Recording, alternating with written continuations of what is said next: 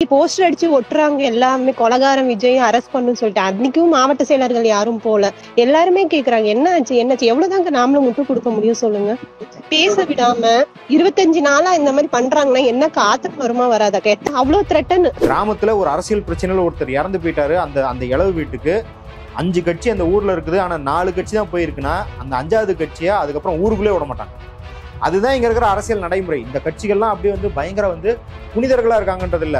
டேய், இந்த minimum level நீ பண்ணினா தான் ஊர்ல அரசியலே பண்ண முடியுங்கிறதா இங்க அரசியல் பண்பாடு. அந்த மினிமம் லெவல் அரசியலும் கிடையாது. ஒரு நடிகராங்க, நீங்க ரசிகர் மன்றம் வச்சு நடத்துற ஒரு நடிகரா கூட இதை யாராவது ஏத்துக்குவாங்களா? தலைவர் ஏதோ பெருசாக செய்ய காத்திருக்கிறார். தலைவர் புஷி ஆனந்துகிடம் இதை சொல்லியிருக்கிறார். தலைவர் ஆதவ அர்ஜுனாவோட இதை சொல்லியிருக்காரு அப்படின்னா அவங்க ஸ்க்ரூ ஏத்திட்டே இருக்காங்க அந்த பசங்களை. இது ரசிகர்கள் இருந்தா உங்களுக்கு அந்த வாட்ஸ்அப் நெட்வொர்க் இருக்கும் எப்பயுமே. அது முதல்ல இது என்ன காரணம்னு விவாதிக்கிறோம் இல்லையா, இதுவே ஒரு பெரிய அபத்தம். நீங்க கூட்டணியை பத்தி பேசுறது, மக்கள் பிரச்சனையை பத்தி பேசுறதுலாம் 2ஆம் பட்சம். உங்களை பத்தி பேசவே ஆள் இல்லை. நாங்களும் டிவி டிபேட்டுக்கு நம்ம தோழர்கள்லாம் போறோம் இல்லையா, 25 நாளா ஒரே ஒரு தாவேக்காவால் அங்கீகரிக்கப்பட்ட அதிகாரப்பூர்வ செய்தி தொடர்பாளர் ஒருத்தரை காணோம். நீ செஞ்ச தப்புக்கு நீ வருத்தம் தெரிவிப்பதற்கு, உன்னால் பாதிக்கப்பட்ட மக்களுக்கு ஆறுதல் சொல்வதற்கு அரசாங்கம் ஒரு நாள்ல ஒரு 10 கோடி 20 கோடி செலவு பண்ணி ஒரு 500 காவலர்களை போட்டு உனக்காக வாய்ப்பு இருந்தால் இந்த ரேசர் பே கியூஆர் கோடுக்குள்ள நீங்கள் அதை ஸ்கேன் பண்ணி எங்களுக்கு உங்களால் இயன்றதை விருப்பம் இருந்தால் ஆதரவு தெரிவிக்கலாம். அரண்சை நேயர்களுக்கு வணக்கம். நான் மதன் அறிவழகன். இன்றைய நமது சிறப்பு விருந்தினர் மதுர் சத்யா அவர்கள். நிறைய விஷயங்கள் விவாதிக்க இருக்கிறோம், அவரை வரவேற்கலாம். வணக்கம் தோழர். வணக்கம் தோழர். இப்போ விஜய் விவகாரம் குறித்து தொடர்ந்து பேசிட்டு இருக்கிறோம். இப்போ அதில் இப்போ ஒரு விஜய் கரூருக்கு போறாரு, அதாவது 13ஆம் தேதி போறாரு அப்படின்னாங்க. அப்புறம் 13ஆம் தேதி வந்து பிறகு எந்த சத்தத்தையும் 17ன்னாங்க, அப்புறம் 17ன்னாங்க. 17 ரத்த ஆயிடுச்சா இல்லையாங்கிறது கூட தெரியல. நல்லா தேடிட்டு இருக்கிற ஏதாவது போறாங்களா இல்லையா அப்படின்னு. அதையும் காணோம். மறுபடியும் அவர் கண்டிப்பா போவதாக அங்க வாக்குறுதி கொடுத்திருக்கிறார். நான் அனுமதி வாங்கிட்டு வரேன்னு சொல்லியிருக்கிறாரு.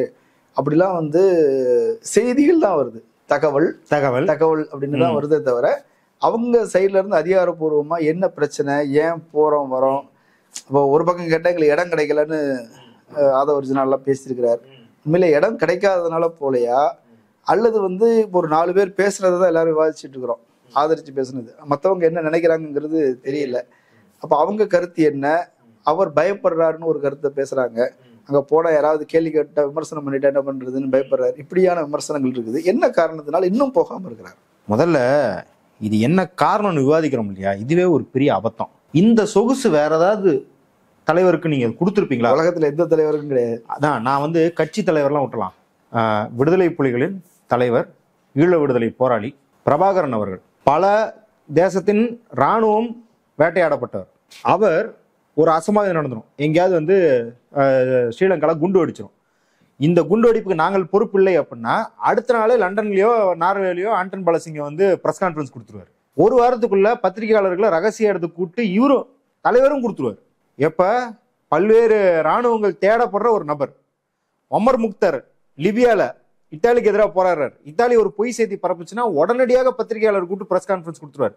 அவளை ஏங்க இன விடுதலை போராளி காட்டுக்குள்ள இருந்த வீரப்பன், ஒசாமா பின் லாடன் பயங்கரவாதி, போராளிகளை விட்டுருவான், பயங்கரவாதி பேட்டி வல்லரசுகள் தேடிக்கிட்டு இருந்த வார் அண்ட் டெரரிசம்னு எல்லா வல்லரசுகளும் சேர்ந்து தேடின ஒரு நபரே பத்திரிகையாளர்கள்ட்ட வீடியோ கொடுக்க முடியும், விளக்கங்கள் கொடுக்க முடியும் அப்படின்னும் போது ஒரே ஒரு ஃபர்ஸ்ட் நெகட்டிவான விஷயத்துக்கு ஒட்டுமொத்த கட்சியும் இந்த வடிவேல் காமெடியில வர மாதிரி கடையை பிடிட்டு காணாம போயிட்டானுங்க.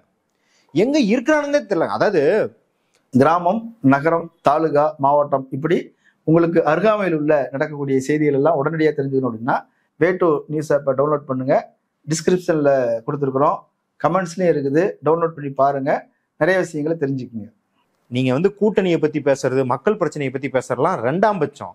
உங்களை பத்தி பேசவே ஆள் இல்லை. நாங்களும் டிவி டிபேட்டுக்கு நம்ம தோழர்கள்லாம் போறோம் இல்லையா, 25 நாளா ஒரே ஒரு தாவேக்காவால் அங்கீகரிக்கப்பட்ட அதிகாரப்பூர்வ செய்தி தொடர்பாளர் ஒருத்தரை காணோம். ராஜ்மோகன் கூட வரலையா? யாருமே வரலங்க. வர்றவங்க எல்லாம் தாவேக்கா ஆதரவாளர்கள் தான் வராங்களோ இல்லையா, தாவேக்கா தரப்புல இருந்து இன்ன வரைக்கும் ஒருத்தன் கூட மூஞ்ச காட்டல. டிவி டிபேட்ல. அதற்கு முன்னாடி வந்துட்டு பாட்டு போடுவாங்க, சொடுக்கு போடுவாங்க, இப்ப இப்படின்னு பேசுவாங்க. நாங்க தான் வந்து என்ன பிரைமரி ஃபோர்ஸ், எங்க பிரைமரி ஃபோர்ஸ்னா எங்க இருக்கிறீங்க? பிரைமரி ஃபோர்ஸ், பிரைமரிக்கு அர்த்தம் தெரியுமா, ஃபோர்ஸுக்கு அர்த்தம் தெரியுமா? காணவே காணோம். அதாவது நீங்க யோசிச்சு பாருங்க, இப்ப வக்காலத்தெல்லாம் வாங்கிட்டு இருக்காங்கல்ல இந்த எடப்பாடி பழனிசாமி அவர்கள், நயினார் நாகேந்திரன்லாம், உங்க கட்சி மாநாட்டில் இப்படி ஒன்று நடந்து நீங்க 30 நாள் பாதிக்கப்பட்டவர்களை சந்திக்கவில்லைன்னா உங்க கட்சி தொண்டர்கள் உங்களை சும்மா விடுவாங்களா? உங்களுக்கு ஓட்டு போடுற மக்கள் சும்மா விடுவாங்களா? உங்களுக்கே அந்த சொகுசு இல்ல. ஆனா வெக்கங்கட்டு போய் விஜய்க்கு வந்து அந்த சொகுசு இருக்கிற மாதிரி இந்த பேச்சுக்கள், அதுவும் வந்து அனுமதி வாங்கிட்டு போய் பாக்குறாரு, அனுமதி வாங்காம பாக்குறாரு. ஏங்க இதெல்லாம் ஒரு பேச்சா? நான் வந்து அந்த டிவி டிபேட்லயே சொல்லியிருந்தேன், ஏன் அந்த அனுமதி கொடுக்கறதுல என்ன அரசுக்கு என்ன தயக்கம்? ஏங்க அனுமதி அப்படின்னா நீங்க என்ன, நான் போயிட்டு வரதுக்கு அனுமதி தான்னு கேட்பீங்க. 2 ஏர்போர்ட்டை கிளியர் பண்ணணும், நடுவில் வந்து 100 கிலோமீட்டருக்கு வந்து எந்த ரெட் சிக்னலும் இருக்கக்கூடாது, ஸ்பீட் பிரேக்கர் இருக்கக்கூடாது, நான் போகிறதுக்கு 1 கிலோமீட்டர் முன்னாடி போகிறதுக்கு பின்னாடி 1 கிலோமீட்டரும் ஃபுல்லாக வெஹிக்கிள்ஸ் எதுவும் வரக்கூடாது, எல்லாத்தையும் ஹைவேஸில் போகிற பஸ் லாரி எல்லாத்தையும் ரீடைரக்ட் பண்ணணும். அங்கே போனதுக்கப்புறம் 1 கிலோமீட்டர் சுற்றளவுக்கு யாருமே மனிதர்களே வரக்கூடாது.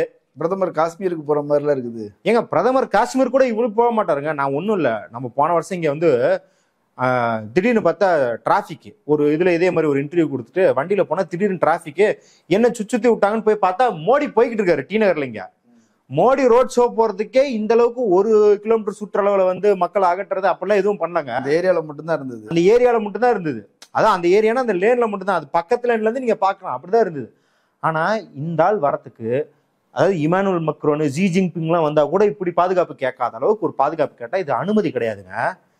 நீ செஞ்ச தப்புக்கு நீ வருத்தம் தெரிவிப்பதற்கு, உன்னால் பாதிக்கப்பட்ட மக்களுக்கு ஆறுதல் சொல்வதற்கு அரசாங்கம் ஒரு நாள்ல ஒரு 10 கோடி 20 கோடி செலவு பண்ணி ஒரு 500 காவலர்களை போட்டு உனக்காக வந்து பாதுகாப்பு மட்டும் கிடையாது, இருக்கிற மத்த பொருளியல், அதாவது ட்ரக்கு போறது ஒரு மணி நேரம் 2 மணி நேரத்துக்கு நீங்க வணிக போக்குவரத்து வரைக்கும் நிறுத்தி அங்க கடைகளை அடைக்க வச்சு பத்திரிகையாளர்களோ உன் ரசிகர்களோ தொண்டர்களோ வந்தா ஜீரோ டாலரன்ஸ் என்ன அர்த்தம்? நெருங்க விடாம அடிச்சு வரட்டுன்னு அர்த்தம். வீடியோல என்ன வேணாலும் பண்ணுங்க, என் தொண்டர்களை விடுங்கன்னு சொல்லிட்டு லெட்டர் என்ன எழுதி கொடுத்துருக்க, தொண்டர்களை அடிச்சு வரட்டுன்னு எழுதி கொடுத்துருக்க. இது பேர் அனுமதியா? இது அனுமதி இல்லை, இது அராஜகம். அப்படின்னா என்ன அர்த்தம்னா அந்த ஆளுக்கு வந்து பாக்குற இன்டென்ஷன்லாம் கிடையாது. யாருக்குமே இன்டென்ஷன் இல்லைங்க. இன்டென்ஷன் இருக்கிறவன் இருந்தா நீங்க முதல் கட்ட தலைவர்களை விட்டுருங்க, ஆதவ அர்ஜுனா, புசி ஆனந்த் அதெல்லாம் விட்டுருங்க. அந்த மாவட்ட செயலாளர் அவங்கெல்லாம் ஃபர்ஸ்ட் 2 நாள் ஹாஸ்பிட்டல் இல்லைங்க, ஏதாவது ஒரு அசம்பாவிதம் நடந்து மாவட்ட செயலாளர்கள் தலைமறைவு அப்படின்னு நீங்க பாத்திருக்கீங்களா? இல்ல. ஏதாவது ஒரு கட்சியில அவங்க களத்தில் நிற்பாங்க, எப்பவுமே களத்தில். ஏங்க நான் இது திருப்பி என்ன சொல்றேன்னா, எங்கேயாவது ஒரு வீட்டுல ஆழ்துளை கிணறுல விழுந்தாலோ, உங்க கன்னியாகுமரியில தெரியும், இந்த கனிம வளை கொண்டு போற லாரி அடிபட்டு பசங்க செத்து போயிடுவாங்க. திருச்சி பக்கம்லாம் மணல் லாரி அடிபட்டு பசங்க இறந்துருவாங்க. அதெல்லாம் ஒரு அரசியல் பிரச்சனை ஆகும்னு சொல்லி எல்லா அரசியல் கட்சியும் அங்கதான் இருப்பாங்க. அந்த ஒரு கிராமத்துல ஒரு அரசியல் பிரச்சனையில ஒருத்தர் இறந்து போயிட்டாரு, அந்த இளவு வீட்டுக்கு 5 கட்சி அந்த ஊர்ல இருக்குது, ஆனா 4 கட்சி தான் போயிருக்குன்னா அந்த 5வது கட்சியா அதுக்கப்புறம் ஊருக்குள்ளே விட மாட்டாங்க. அதுதான் இங்க இருக்கிற அரசியல் நடைமுறை. இந்த கட்சிகள்லாம் அப்படியே வந்து பயங்கர வந்து புனிதர்களா இருக்காங்கன்றது இல்ல. டேய், இந்த மினிமம் லெவல் நீ பண்ணினாத்தான் ஊர்ல அரசியலே பண்ண முடியுங்கிறதா இங்க அரசியல் பண்பாடு. அந்த மினிமம் லெவல் அரசியலும் கிடையாது. ஒரு நடிகராங்க, நீங்க வந்து ரசிகர் மன்றம் வச்சு நடத்துற ஒரு நடிகரா கூட இதை யாராவது ஏத்துக்குவாங்களா?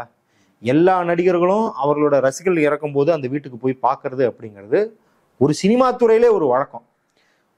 அதாவது விக்கிரவாண்டியில 5 பேர் இறந்து போனாங்க, மதுரைக்கு ஒட்டி விருதுநகர்ல ஒருத்தர் இறந்தாரு, 2 பேர் மதுரையில இறந்தாங்க.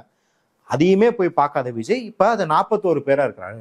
இவர் இன்னும் 400 பேர் இறந்தாலும் இப்படிதான் இருப்பாங்க. இதுக்கு வந்து காரியன்றது கிடையாதுங்க. ஒரு தலைவர் அப்படின்னா எனக்கு ஒரு பயம் இருக்குது, இல்ல எனக்கு ஒரு விருப்பம் வெறுப்பு இருக்கு அப்படின்றதெல்லாம் தன் தொண்டன் பாதிக்கப்படும் வரைதான். பாதிக்கப்பட்டு 41 பேர் இறங்கிட்டா இறங்கிடணும். என்னங்க கேட்டுற போறான் பத்திரிகைக்காரன்?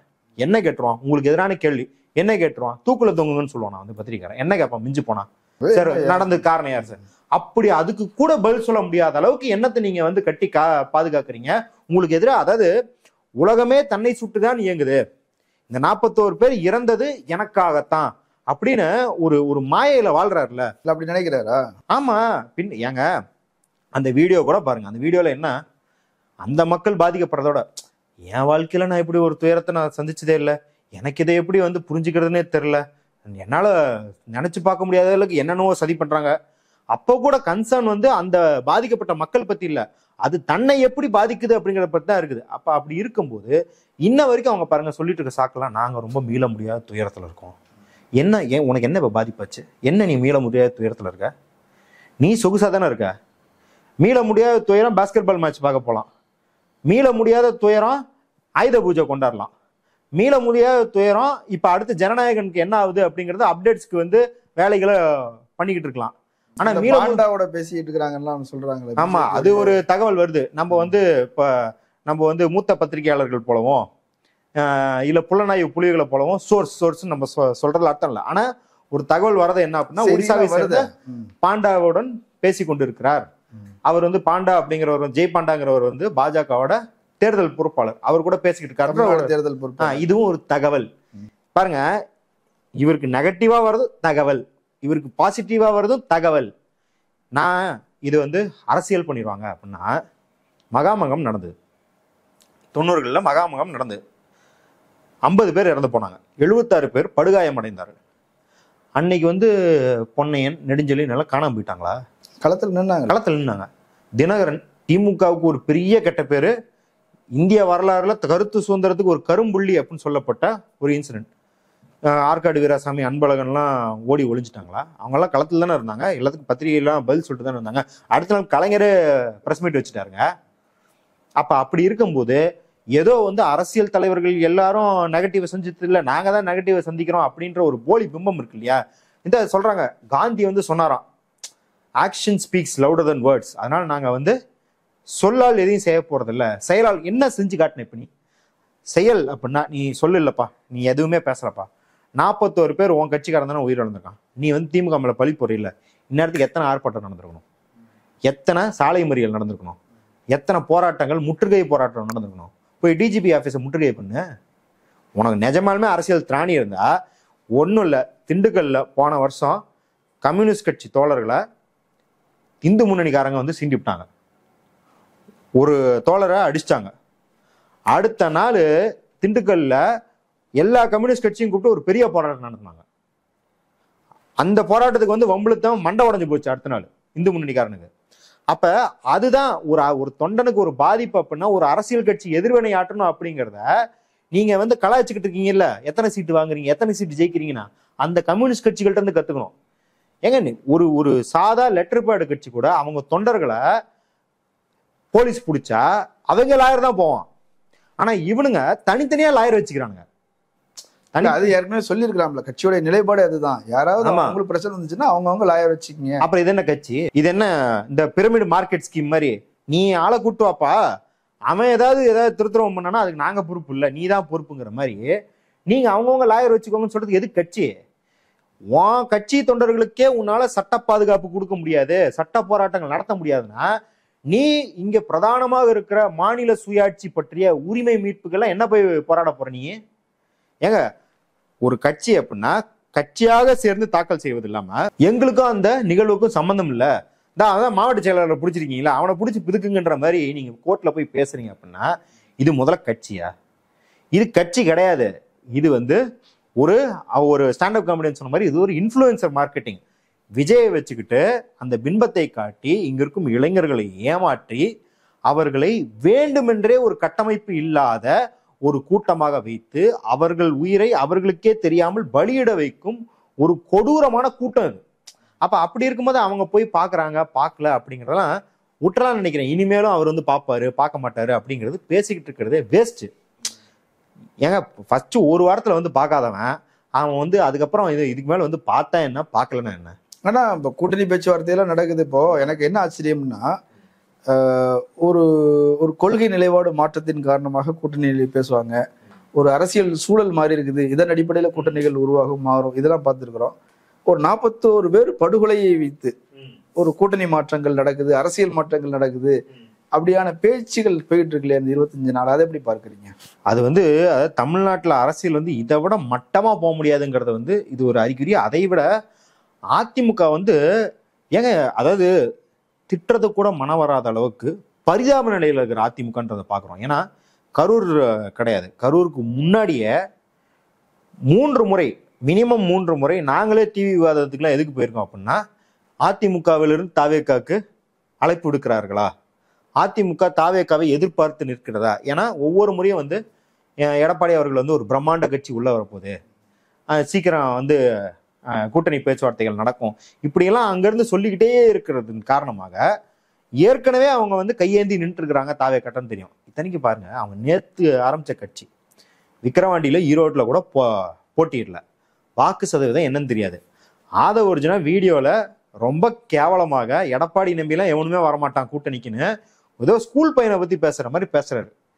இதெல்லாம் தாண்டியும் தொடர்ச்சியாக அந்த பாருங்க, கொடி அசைஞ்சிருச்சு, பெரிய பிள்ளையார் சொல்லி போட்டாங்க, இதான் மாற்றுறதுக்கான இது. நேத்து உதயகுமார் வந்து விஜய் தம்பி வந்து அவருக்கான தலைமை பொறுப்போட அணுகி நிதானமாக முடிவெடுத்து அவரை காத்துக்கொள்ளும், கட்சியை காத்துக்கொள்ளும், எங்கள் பக்கம் வர வேண்டும் பேசுறேன். இதெல்லாம் ஒரு இல்ல, அவங்க என்ன சொன்னா, உங்களுக்கு அனுபவம் இல்ல, 52 வருஷம் அனுபவம் உள்ள கட்சி நாங்க, வந்தீங்கன்னா உங்களுக்கு பலன் இருக்குது பாருங்க, ஆந்திராவை பாருங்க, பவன் கல்யாணம் பாருங்க, சிரஞ்சீவி பாருங்கலாம் பாடம் நடத்துறாரு. ஜெயலலிதா அம்மா இப்படிதான் விஜயகாந்த் பத்தி பேசினாங்களா? விஜயகாந்த் தம்பி திமுக எவ்வளவு கொடூரமான கட்சின்னு தெரியுமா உங்களுக்கு? உங்களை தனி மனித தாக்குதல் பண்ணி அழிச்சிரும், அவங்க சூழ்ச்சி பத்தி உங்களுக்கு தெரியாது, அவங்க வலையில உங்களை சிக்க வச்சிருவாங்கலாம் பேசி கூட்டணி கலைச்சாங்க. வந்தாவா வராட்டி போங்கிற அப்ரோச்சில் தான் இருந்தாங்க. அவருமே விஜயகாந்துமே அப்படிதான் இருந்தார். ஆனா இங்க ரெண்டுமே பாத்தீங்கன்னா அதை விட ரெண்டுமே 100 மடங்கு கோழைத்தனமா இருக்குது. ஏன்னா ஒரு கரூர் துயர சம்பவத்துல தாவேக்கா தரப்பினர் கூட இவ்வளவு இறங்கி போய் பேச மாட்டாங்க அப்படின்ற மாதிரி அந்த விவாதத்துல வந்து கல்யாண சுந்தரத்தை வந்து செந்தில்வேல் கேட்கிறாரு, விஜய் ஒரு வார்த்தை திட்டுங்கன்னு கேட்கிறாரு. சொல்ல முடியல. ஏங்க, உங்க புரட்சி தலைவி அம்மாவை திட்டு அப்படின்னு சொன்னா முடியலன்னு சொன்னா பரவாயில்ல, எடப்பாடியார திட்டு இல்ல என் கட்சி தலைவர் நான் திட்ட மாட்டேன்னு சொன்னா பரவாயில்ல, விஜய திட்டம் இல்லைங்க அதிமுக காரனால. இது எவ்வளவு ஒரு அவல நிலை. 32 வருஷம் ஆட்சி செய்த கட்சி, 54 வருஷம் பழைய கட்சி, எல்லா பெருமையும் அடிச்சுக்கிட்டு நேத்து கட்சி ஆரம்பிச்சவரை பார்த்து ஒரு 2 வார்த்தை திட்டலாம் தேவையில்லை, யாரும் திட்டணும்னு எக்ஸ்பெக்ட் பண்ணல. விமர்சனம், ஒரு நியாயமான விமர்சனம் கூட வைக்க முடியாத அளவுக்கு கூட்டணி பிச்சை எடுத்துக்கிட்டு இருக்கிறீங்க அப்படிங்கிறது வந்து எவ்வளவு மோசமா இருக்குது. அதுவும் இந்த கூட்டணி பிச்சைக்காக இவங்க நியாயப்படுத்த பேசுறது இவங்க காலில் இவங்க சுட்டுக்கிற மாதிரி. என்ன சொல்றாரு, பிணக்கூறாய்வு பண்றது இது அதுன்னு எல்லா கேள்வியும் எழுப்புறாங்க இல்லையா? பேசிக்கா திமுக சதி பண்ணிருக்குன்னு சொல்றாங்க இல்லையா? இப்ப எடப்பாடி என்ன சொல்றாருன்னா, 33 வருஷம் ஆட்சி செய்த கட்சி, 54 வருஷம் கொடி கட்டி பறக்கிற கட்சி, எங்களுக்கு எதிராக திமுக சதி பண்ணாது, நேத்து வந்து தாவேக்காவுக்கு எதிராக சதி பண்ணோம் அப்படின்னா நாங்க அவங்களோட கீழ்நிலையில இருக்கிறோன்னு எடப்பாடி ஒப்புதல் கொடுக்குறாரு. ஏன்னா அவர் எந்த அளவுக்கு இறங்கி போனார்னா, இப்ப தாவேக்காக்கு வந்தது கடைசி, முதல்ல கம்யூனிஸ்டுகளை உங்களுக்கு பார்த்தாரு. இந்த 16 வயசு 17 வயசு பசங்களுக்குலாம் எப்படி பொண்ணுங்கள்ட்ட போய் பேசணும்னு தெரியாது.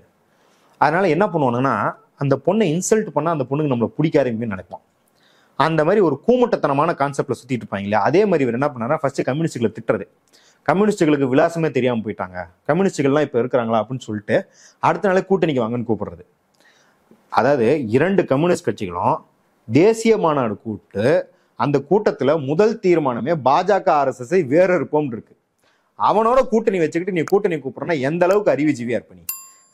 இவர் திருமாவளவன் மேடைக்கு மேடை இந்த இந்துத்துவ பாசிச சனாதன கோட்பாடுக்கு முதல் எதிரி அம்பேத்கர் தான் பேசிக்கிட்டு இருக்காரு, அவரை கூட்டணி கூப்பிடுற. அதுக்கப்புறம் காங்கிரஸ ரொம்ப சாதியவாதியா பிச்சைக்காரன்ற அளவுக்கு ஒப்பிட்டு செல்வ பிறந்தகை பேசுறாரு. இப்படியெல்லாம் பேசிக்கிட்டு இவ்வளவு தரந்தாழ்ந்து போய் முதலமைச்சர் கை நடக்குது அது நடக்குதுன்னு பேசிட்டு இப்போ வந்து தாவேக்காட்ட வந்து, அதாவது பாருங்க, முதலமைச்சரை எதிர்த்து இவர் இப்படி பேசுவாராம். ஆனா நேத்து கட்சி ஆரம்பிச்சுட்டு வந்து தம்பி வந்து புரிஞ்சுக்கணும், பக்குவமா நடந்துக்கணும். பாருங்க, அந்த கொடியாட்டினா இன்னைக்கு தாவேக்கா பசங்க வந்து அந்த ஸ்பீடு கிட்ட வந்து எப்படி ஆர்ப்பரிக்கிறாங்க தாவேக்கா அவனுங்களுக்கு இணையா அந்த கொடியை பார்த்து இவருக்கு அப்படியே முகமெல்லாம் பல்லுன்னுவாங்களா அந்த மாதிரி சிரிக்கிறாரு. வெற்றி அடைஞ்சிருச்சு, நம்ம கூட்டணி உருவாகிடுச்சு அப்படின்னு. என்னங்க நீங்க வந்து என்ன 4 முறை பிரைம் மினிஸ்டர் இருந்தவரா விஜய்? அப்ப எந்த அளவுக்கு இவங்க வந்து இவங்க கட்சி நேர்மையா இருக்கிறாங்க, மக்களுக்கு நேர்மையா இருக்காங்கல்ல, புரட்சி தலைவி அம்மா, புரட்சி தலைவர் எம்ஜிஆர் அப்படின்னு ஒரு இமேஜ் கிரியேட் பண்ணிருக்காங்க இல்லையா? அந்த இமேஜுக்கு எந்த விதத்திலையும் சம்பந்தம் இல்லாம அந்த கம்பீரம்னு சொல்றாங்க இல்லையா, இவங்க தாங்க. ஒன்றும் இல்லை, ரொம்பலாம் இல்லை, ஒரு 6 வருஷத்துக்கு முன்னாடி சர்க்கார் படம் ரிலீஸ் ஆச்சு, இவங்க கட்சியை பத்தி திட்டிவிட்டாங்கன்னு இவங்க தான் போய் பேனர்லாம் கிழிச்சாங்க. அப்படி இவங்க விஜயை ட்ரீட் பண்ணிருந்தாங்க. இன்னைக்கு 6 வருஷத்துல வேற எந்த மாற்றமும் நடக்கலையே. அவர் கட்சி ஆரம்பிச்சாருன்றத தவிர வேற எந்த மாற்றமும் நடக்கல. அப்பவே சர்க்கார் படத்தை போய் கட்சி ஆரம்பிச்சுதான் அன்னைக்கே காலில் விழுந்திருப்பீங்க, அப்படிதானே அர்த்தம். அப்ப அந்த அளவுக்கு போயிட்டு இருக்கிறதுனாலதான் நாம என்ன சொல்றோம்னா, இல்ல அவங்க என்ன சொல்றாங்கன்னா 10 தோல்வி பழனிசாமி 11 தோல்வி பழனிசாமியா மாற போறாரு. இப்படி சொன்னதுனாலதான் அவர் வந்து ஈரோடு இடைத்தேர்தலே நிக்கல, வேட்பாளர் எல்லாம் நிறுத்தாம. ஆனா 10 தோல்விங்கிறது தொடர்ந்து டேமேஜ் அப்படின்ற மாதிரி இருக்குது. குறிப்பாக ஓபிஎஸும் டிடிவியும் வெளியே இருக்கிறது, அவங்க உள்ள கொண்டு வர முடியாது. அப்ப அதுக்கு ஆல்டர்னேட்டா என்ன பண்ணலாம் இப்படி ஒண்ணு யோசிக்கிறாரு, ஒரு ராஜதந்திரமா யோசிக்கிறாரு. இப்படித்தானே அது அவங்க தரப்புல சொல்லப்படுது. ராஜதந்திரம்னா திரைமறைவா காய்களை நோத்தணும். இப்படி நேரடியா கையை ஏந்திட்டு நின்று இருந்தா அது பேர் ராஜதந்திரம் கிடையாது, அது பேர் பிச்சை தான். இதுதான் உண்மையான பிச்சை. யாசகம் செய்பவர்கள், தெருவில் யாசகம் செய்பவர்கள் பிச்சை எடுப்பது இல்லை, அவர்களை சமூகம் அந்த நிலைக்கு தள்ளி இருக்கிறது. ஆனால் நீங்கள் பண்ணையாராக இருந்து கொண்டு, ஒரு பெரும் பண்ணையாராக இருந்து கொண்டு, அதில் எதுவும் என் கையை விட்டு போயிடக்கூடாதுன்னு ஆத்திரத்துல பேராசையில பண்றதுக்கு பேர் ராஜதந்திரம் கிடையாது. இதுதான் உண்மையான பிச்சை. அதானி அம்பானி மோடிக்கிட்ட எடுக்கிற பிச்சைக்கும் இதுக்கும் எந்த வேறுபாடும் கிடையாது. அவனும் மக்களின் பிணத்தின் மீது தான் பிச்சை எடுக்கிறான், நீ மக்கள் பிணத்தின் மீது தான் பிச்சை எடுக்கிற. அதுதான் நம்ம பாக்குறோம். ஏங்க 41 பேர் இறந்து போயிட்டா இத நீ திமுக தாவக்கா விட்டுரு, திமுக எதிராக நீ எவ்வளவு பெரிய அரசியலை பண்ணிருக்கணும். ஆனா அதை பண்ணாம என்ன பண்ற, இதை வந்து வளைச்சு அவனை உள்ள கூட்டு வரணும்னு நினைக்கிற. அப்படின்னா உன்னோட அரசியல் நோக்கமே அவ்வளவு சிறுமையா தான் இருக்குது. இதே நீங்க வந்து பெரும் தலைவராக இருந்தாங்கன்னு வச்சுக்கோங்களேன், இதை வேற மாதிரி எடுத்துட்டு போய் திமுக கையில எடுத்திருப்பாங்க. இன்னும் அதான் சொல்றேன், திமுகக்கு எதிராக இன்னைக்கு எதிர்கட்சியே கிடையாது.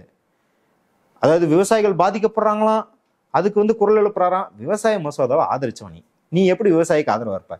திமுகக்கு எதிராக இந்த ஆட்சி காலத்துல சொல்லப்பட்ட அது தூய்மை பணியாளர்கள் பிரச்சனையாகட்டும், சாம்சங் பிரச்சனையாகட்டும், வேங்கைவேல் பிரச்சனையாகட்டும், ஆணவ படுகொலை பிரச்சனையாகட்டும், இதுல எதுக்கு இது எடப்பாடி போராடினார்னு சொல்லுங்க? எதுலையுமே கிடையாது. கம்யூனிஸ்டுகள் போராடினாங்க, கம்யூனிஸ்டுகள் போடுறாங்க, விடுதலை சிறுத்தைகள் போடுறாங்க, தேர்தல் இல்லாத கட்சிகள் வந்து போராடுறாங்க. அந்த போராட்டத்தை பயன்படுத்திக்க கூட லாக்கேற்றவராக இருக்கிறார் எடப்பாடி ஐயா. அதெல்லாம் விட்டுருவாங்க, இதெல்லாம் மக்கள் பிரச்சனைங்க. அந்த ஆளை வந்து மேடையில உட்கார வச்சுக்கிட்டு நயினார் நாகேந்திரன் வந்து பவன் கல்யாணம் பார்த்து சொல்றாரு, அடுத்த எம்ஜிஆர் பவன் கல்யாணம் தானே. இவர் வந்து சிரிச்சுட்டே அங்க வந்து டீ குடிச்சிட்டு வர்றாரு. ஏங்க உங்க கட்சி தலைவருங்க அவரு, அடுத்து போய் என்ன பேசணும்? இல்ல எம்ஜிஆர் அப்படி யாரும் கூறு போட முடியாது, எம்ஜிஆர் எங்களுக்கு சொந்தமானவர் அப்படின்னு பேசணுமா இல்லையா? அண்ணா திராவிட முன்னேற்ற கழகம் இருக்கு, சீமான் அண்ணாவை பத்தி ரொம்ப கொச்சையா பேசுறாரு, ஒரு பதிலடி கொடுக்க முடியல. பெரியாரை பத்தி திட்டுறாரு, ஒரு பதிலடி கொடுக்க முடியல. எம்ஜிஆரை பத்தி இழிவா பேசுறாங்க, ஒரு பதிலடி கொடுக்க முடியல. ஏன்னா எல்லாருக்கிட்டையும் கதவை திறந்து வச்சிருக்காரு. யார் வந்தாலும் ஐயோ, அதாவது ஒரு 4 வருஷம் முதல்வராக இருந்தவர், புதுசா கட்சி ஆரம்பிச்சவர் அஃபண்ட் ஆயிடக்கூடாதுன்னு நினைக்கிறாரு. நீங்க வழக்காயிரும், அரசியல் பிரச்சனையாயிரும் நினைச்சா கூட பரவாயில்ல, அஃபண்ட் ஆயிரும். ஐயோ இப்ப விஜய்க்கு எதிராக பேசினா அந்த ரசிகர்கள்லாம் நம்மளை தாக்கிடக்கூடாதுன்னு ஒரு பயம் இருக்கு இல்லையா? இன்டர்நெட்ல ட்ரோல் போடுறவங்களை பார்த்து பயம் இருக்கு இல்லையா? அப்ப எந்த அளவுக்கு ஒரு மலிவான அரசியலை செய்து கொண்டிருக்கிறார்கள். இது நம்ம தேர்தல் கணக்கு அப்படின்னு நம்ம வந்து காமெடியா பேசுறோம். ஆனா இது இங்க இருக்கும் இளைஞர்களுக்கு என்ன மாதிரியான அரசியலை சொல்லிக் கொடுக்கறது அப்படிங்கிறதா இங்க ஒரு பெரிய பிரச்சனை. ஏன் அப்படின்னா, நான் விஜயை பத்தி சொல்லும் போது சொல்லியிருந்தேன், இப்ப விஜய் ஏன் ரசிகர்கள் வந்து இறந்து போனோடனே வந்து அவன் வந்து ஹேஷ்டேக் ஜஸ்டிஸ் ஃபார் கரூர் விக்டிம்ஸ்னு போடாம ஏன் வந்து ஸ்டாண்ட் வித் விஜய்னு போடுறான்? அவனுக்கு திமுக பாதிக்கப்பட்டது விஜய் தான்ன்றதுதான் அவங்க நிலைப்பாடு. அவனுக்கு ஏன் அப்படி தோணு இருக்கு? ஏன் ஆன்லைன்ல பண்றான்? ஏன் அவன் வந்து நாங்க வந்து எங்க இளைஞர் அமைப்பு சார்பாக, அனைத்து இந்திய இளைஞர் மன்றம் சார்பாக நாங்க என்ன பண்ணோம்னா, அடுத்த நாளே கரூர் சம்பவம் நடந்தால் அடுத்த நாளே பாதிக்கப்பட்டவர்களுக்கு கண்ணீர் அஞ்சலி நடத்தணும், மலர் அஞ்சலி பண்ணோம், அதில் வந்து கேண்டில் மார்ச் பண்ணோம். இதை அந்த தொண்டர்களுக்கு பண்ணுன்றது தெரிய கூட இல்லை. ஒரு வாரம் எல்லாரும் திட்டினதுக்கு அப்புறம் ஊரா செய்யறாங்க. ஏன் அந்த தொண்டர்களுக்கு தெரியல? தொண்டர்கள்ன்றது நம்மள மாதிரி தானே, நம்மளும் ஒன்றும் அறிவாளியா இருக்குல்ல. நான் தான் சொல்லுவேன், 11ஆம் கிளாஸ் படிக்கும் போது நேபாளில் 5 தலை பாம்பு கண்டுபிடிச்சாங்கன்னு வந்த வதந்தியை பார்த்து நம்பிட்டு இருந்தவங்க தான் நம்மளும். குட்டி போடும் அப்படின்ற மூலையில இருந்தவங்க தான் நம்மளும். எல்லா ரசிகர் சண்டையும் போட்டிருக்கேன். நானே வந்து காலேஜில் வந்து விஜய் அஜித் சண்டையெல்லாம் போட்டிருக்கேன். அதெல்லாம் இங்க வந்து பிரச்சனை கிடையாது. ஆனா அதை தாண்டி, மனிதத்தை தாண்டி அவர்கள் குரூரமாக தன் தலைவனை காப்பாற்ற வேண்டும் நினைக்கிறாங்கன்னா அதுக்கு விதை யாரு போடுறாங்கன்னு பாருங்க. இளைஞர் கூட்டம் தான் இவங்க. இளைஞர் கூட்டம் அப்படின்னாலே கோடை காலத்துல தண்ணி குடிக்கிறது, பிளட் டொனேஷன் கேம்ப் நடத்துறது, இதெல்லாம் பண்ணியிருப்பாங்க. ஒரு கட்சி தலைவராக பொதுக்குழு கூட்டம் நடக்குது, மாநில பொதுக்குழு கூட்டம் நடக்குது. அங்க பாருங்க, நம்ம பசங்க வந்து இந்த ஏரியாவில் அதை பண்ணியிருக்காங்க, அந்த ஏரியாவில் இதை பண்ணியிருக்காங்க, பார்க்கும்போது எனக்கு ரொம்ப பெருமையா இருந்துச்சு, இதே எல்லா இடத்துலையும் பண்ணோம் அப்படின்னா இதுதான் நல்லது பண்றது, அரசியல் பண்றதுன்னு அந்த பசங்க நினைச்சுப்பாங்க. ஆனா நீ என்னத்தை சொல்லி பாராட்டின? டிஎம்கே ஃபெயில்ஸ்னு நம்ம பசங்க சம்பவம் பண்ணிட்டு வந்துட்டாங்க அப்படின்னு சொன்னா அவன் என்ன நினைக்கிறான்னா நிஜமாலுமே அரசியல் எதிர்வினை அப்படிங்கிறது ஹேஷ்டேக் போடுறது, ஆன்லைன்ல புள்ளி பண்றது. இல்ல அவங்க அஜித்துக்கு எதிராக ஃபைட் பண்ண அந்த எக்ஸ்பீரியன்ஸ் வந்து எல்லாத்துலயும் அப்ளை பண்றாங்க. அப்படியே எடுத்து, அதாவது அஜித் ஃபேன்ஸ் டிஎம்கே ஆயிடுச்சு, அதிமுக ரஜினி ஃபேன்ஸுங்கிற மாதிரி அவங்க வந்து ஒரு மேப்ல வந்துட்டாங்க. ஆனாங்க இது அது மட்டும் கிடையாது.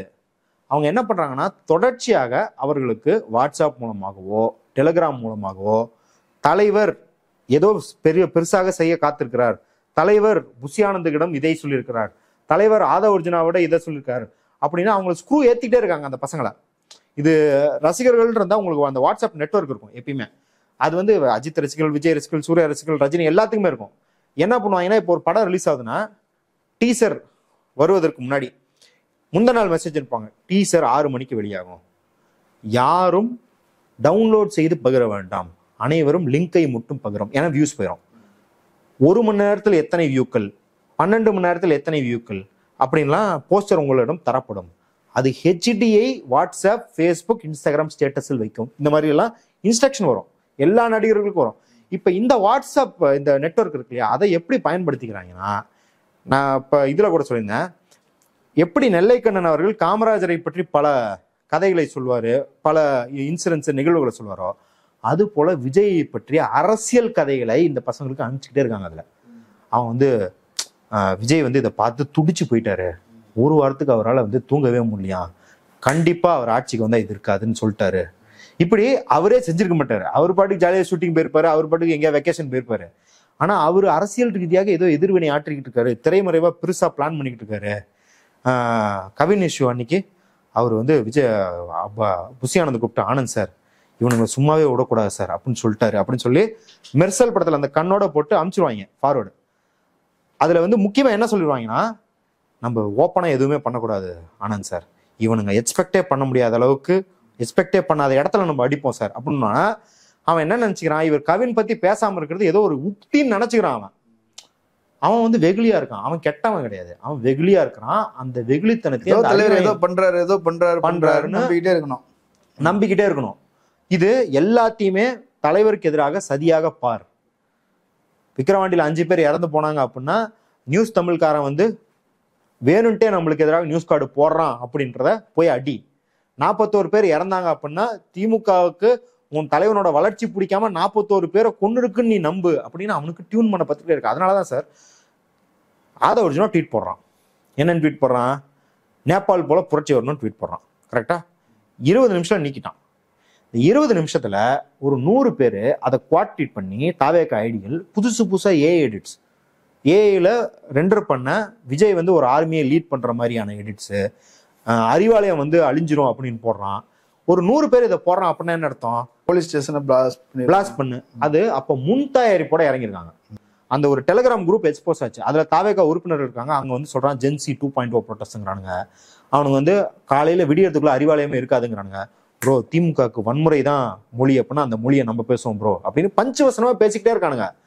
அப்ப என்ன பண்ணிருக்காங்கன்னா 2 வருடங்களாக அஜித் ரசிகர்கள், ரஜினி ரசிகர்கள், விஜய் ரசிகர்கள் எல்லாம் ஒரே மூட்ல தான் இருந்திருக்காங்க 2 வருஷம் முன்னாடி. ஆனா இந்த 2 வருஷத்துல முழுக்க இவங்களை பாஜக வந்து டேக் ஓவர் பண்ணா கரெக்டா கணக்கச்சிதமா இருக்கிறதுக்கான ஒரு கூட்டத்தை தயாரித்து இருக்கிறார்கள். நான் மீண்டும் சொல்றேன், அந்த பசங்க அறியாமையில தான் இருக்கிறாங்க. இன்னைக்குமே பாஜகவின் கைப்பாவை ஆகிறோன்றது அந்த பசங்களுக்கு தெரியாது. அவனுக்கு ஒற்றை அதாவது எப்படி மோடியோ அப்படியே விஜய். இல்ல இப்போ விஜய்க்கு ஆதரவாக வாதாடுவது பிஜேபி காரங்க, ஏடிஎம்கே காரங்க. சரி கூட்டணி கணக்கு அப்படின்னு கூட இவருக்காக வாதாட போறது, வழக்கறிஞர்களாக வாதாட போவது பிஜேபி ஆதரவு வழக்கறிஞர்கள், ஆர்எஸ்எஸ் பின்னணி கொண்டவர்கள், ஐடியாலஜிக்கலாவே வந்து சனாதனத்தை ஏற்றுக்கொண்டவர்கள், இதெல்லாம் கூட அவங்களுக்கு புரியாதா? புரியாது. இப்ப நீங்க யோசிச்சு பாருங்க, பிஜேபி ஆதரவாளர்கள் அவங்களும் அப்புறாணியாக தான் இருந்தாங்க. அவங்கள பயங்கரமா 10 வருஷம் 12 வருஷம் டியூன் பண்ணிட்டாங்க. 12 வருஷம் சைனா எதிரி, ஓவர் நைட்ல சைனா பெஸ்ட் ஃப்ரெண்ட் ஆயிடுச்சு இல்ல. அமெரிக்கா எதிரி, சைனா பெஸ்ட் ஃப்ரெண்ட். யாராவது கேள்வி கேட்டாங்களா? எந்த பிஜேபி ஆதரவாளராவது கேள்வி கேட்டாங்களா? அப்படியே டக்குன்னு மாறினாங்கல்ல. அது அவங்க சுயநலம் கிடையாது. இந்த கல்ட் மூலியமாக இப்படி பயிற்றுவிக்கப்பட்டீர்களானால் நம்மளுமே அப்படிதான் இருப்போம். நம்மளும் ஒருவேளை அந்த வாட்ஸ்அப் குழுக்கள்ல, அந்த ரசிகர் குழுக்கள்ல, அந்த எக்கோ சிஸ்டம்ல இருந்தா நம்மளும் இப்படிதான் பிஹேவ் பண்ணுவோம். டக்குன்னு நம்ம தலைவர் எதை மாத்தினாலும் ஜெய் ஸ்ரீராம்னு சொல்லிக்கிட்டே இருந்திருப்பாரு. 2024 யூபியில மண்ணை கவனன்னு, ஒடிசால ஜெயிச்சோன்னே ஜெய் ஜெகநாத்னு மாத்துவாரு. எவனுமே கேள்வி கேட்க மட்டும் மாத்திக்குவான். அதே போலதான் இன்னைக்கு பாருங்க, அண்ணாமலை ஆதரவா பேசுறாரு அப்படின்னு அத்தனை தாவேக்கா ஐடி படிச்சவன் படிச்சதான் ஏன்னு ட்வீட் பண்றாங்க. அப்படின்னா என்ன அர்த்தம்? உனக்கு உன் தலைவர் மட்டும்தான், அந்த தலைவர் யாரை கை கட்டினாலும், அது ஹிட்லரே கை கட்டினாலும் நீ அவனை ஏத்துக்கணும் அப்படிங்கிற ஒரு அன்கண்டிஷனல் டிவோஷன், கேள்விகளற்ற சரணடைதல் அப்படிங்கிறதுக்கு அவங்கள தயார்படுத்தி வச்சிருக்காங்க. இதனாலதான் இதுதான் அவங்களுக்கு, அதாவது தேர்தலில் வந்து இத்தனை கூட்டணி ஜெயிக்கும், இவ்வளவு சீட்டு வரும் அப்படின்றது கிடையாது. பாஜகவுக்கு தேர்தல் சீட்டுகளை விட இவ்வளவு பெரிய இளைஞர் திரள், இந்த அன்கண்டிஷனல் டிவோஷன், கேள்விகளற்ற ஒரு சரணடைதலுக்கு பயன்படுத்தப்பட்ட ஒரு இளைஞர் திரள் அவங்க அரசியலுக்கு எப்படி வேணாலும் பயன்படும். ஏன்னா இங்க மத ரீதியான பிரச்சாரங்கள் எடுபடல. அது வந்து தமிழ்நாடு வந்து மக்கள்லாம் முற்போகையிட்டாங்களா அப்படின்ற கேள்விக்குள்ள போவானா. தமிழ்நாடு மக்களுக்கு வேற பிரச்சனை இருக்கு, அந்த பிரச்சனையில இவனால தடையில முடியல. அதனால இப்ப சில அரசியல் பண்பாடு அப்படின்னு சொல்லும் போது ஒரு 100 வருஷமா அது கம்யூனிஸ்ட் இயக்கமாகட்டும், திராவிட இயக்கமாகட்டும், தலித் இயக்கமாகட்டும், எல்லாமே என்ன பண்ணிருக்காங்கன்னா இங்க ஒரு பண்பாட்டை மக்கள்கிட்ட உருவாக்கி இருக்காங்க. டேய் அரசாங்கன்றதுன்னா நீ தான் எனக்கு ரேஷன்ல அரிசி போடணும். இப்போ ஊபியில வந்து சொல்ற மாதிரி, பீகார்ல சொல்ற மாதிரி ஒரு வருஷத்துக்கு 5 கிலோ அரிசி கொடுத்துட்டுலாம் பின்வாங்க முடியாது. நீ தான் எனக்கு அரிசி போடணும், நீ தான் எனக்கு சைக்கிள் தரணும், நீ தான் எனக்கு வந்து ஸ்கூல்ல இலவசமா நோட்டு புக்கு தரணும், யூனிஃபார்ம் தரணும் அப்படின்னு அரசை நிர்பந்திக்கும் ஒரு அரசியல் பண்பாட்டை மக்களிடம் உருவாக்கி இருக்கிறாங்க இல்லையா. அதை விஜயை வச்சு தகர்ப்பாங்க. ஏன்னா விஜய் வந்து அதுக்கு அழகா வந்து டெமோவா காட்டிருக்காரு. சர்க்கார் படத்துல மிக்சியை கொண்டாந்து போடு, கிரைண்டரை கொண்டாந்து போடுனா நிறைய பயலுக செஞ்சது மட்டும் இல்ல, அரசாங்கம் தந்து இல்லாம அப்பா வாங்கி கொடுத்த டிவி எல்லாம் கொண்டாந்து போட்டானுங்கன்னு அழுதுகிட்டு இருந்தாங்க பெற்றோர்கள். அப்ப அப்படி இருக்கும்போது ரொம்ப ஈஸியாக இந்த மக்களுக்காக உருவாக்கி வைத்திருக்கிற கட்டமைப்பின் மீது அவநம்பிக்கைகளை ஏற்படுத்துவதற்கு விஜய் ஒரு அருமையான துருப்பிச்சிட்டாக இருப்பார். அவரே பண்ணி காட்டுறாரு. இப்ப என்ன சொல்றாரு, தமிழ்நாட்டுல வந்து தரமான மருத்துவர்கள் இல்லை அப்படின்னு பேசுறாரு. நீ திமுக மருத்துவத்தை தனியார் மயப்படுத்துதுன்னு பேசு, செவிலியர்களை வந்து இல்ல மருத்துவர்களை கூட பகுதி நேர ஊழியர்களாக வைக்கிறாங்க, ஒப்பந்த அடிப்படையில பணியமர்த்துறாங்க, நிரந்தரமா பணியமர்த்தணும்னு கேளு. ஆனா அப்படியெல்லாம் கேட்காம நீ எப்படி கேட்கிற, மருத்துவர்கள் சரியில்லைன்னு சொல்ற. அப்படின்னா என்ன அர்த்தம்? உனக்கு எதிரி திமுக கிடையாது, மக்கள் ஆதரவா இருக்கிற கட்டமைப்பு தான் உங்க எதிரி. அப்ப அதை தகர்ப்பதற்கு பாஜக விஜயை அருமையாக பயன்படுத்திக் கொள்ளும். அது விஜயை பயன்படுத்துறது கிடையாது. விஜய் ஆஹா ஓஹோன்னு பேசி ஒண்ணு கிழிச்சிட போறது கிடையாது. கொடுக்குற வதந்திய விஜய் பரப்புனாருன்னா இருக்கிற கீழே ஃபாலோ பண்ற 10 லட்சம் இளைஞர்கள் அதை அந்த நெட்வொர்க்கை பயன்படுத்திக்க இது பண்றாங்க. அதனாலதான் பாத்தீங்கன்னா அந்த நெட்வொர்க்கா இருக்கணும் மொழிய கட்டமைப்பா இருக்கக்கூடாது. ஏன்னா கட்டமைப்புன்னு இருந்தா டிசிப்ளின் வந்துடும். அந்த டிசிப்ளின் கூடாது. இப்படி ஒரு கட்டட்ட அன்டிசிப்ளின்டு கிரௌடு தான் அவங்களுக்கு தேவை. அது பாஜக அருமையாக பயன்படுத்திக்க போகுது. நம்ம ஏற்கனவே சிவசேனாட்ட அதை பார்த்துருக்கோம். மகாராஷ்டிராவில் சிவசேனா வந்து கிரவுண்டை கிளியர் பண்ணிட்டு போனதுக்கு அப்புறம் அரசு வந்து உட்காந்துக்கிட்டான்னு பார்த்துருக்கோம். அப்ப அதே தான் அதோட ஒரு நவீன வடிவமாக தாவேகா பயன்பட போகிறது அப்படிங்கிறது நம்மளுக்கு கண் கூட தெரியுது. அதனால இல்லைன்னா ஏன் வந்து உமானந்த் போன்ற மனித உரிமை செயல்பாட்டாளர்கள்லாம் நான் உலகத்திலே பார்த்தது இல்லைங்கிற மாதிரி அவங்க சிபிஐ விசாரணை கேட்கறாங்க, போய் ஹைகோர்ட்ல போடுறாங்க மனு. நீங்க யோசிச்சு பாருங்க, வியாபம் ஊழல்ல 140 பேர் விசாரணையும் போது இறந்து போறான் அப்படின்னு சொல்லி சிபிஐ கேட்டா 6 வருஷமா சிபிஐ கூடாம இழுக்கடிச்சது பாஜக. ஆனா உடனடியாக நாங்க எங்களுக்கு சிபிஐ வேணும். யாருக்காக? இந்த 41 உயிருக்காக.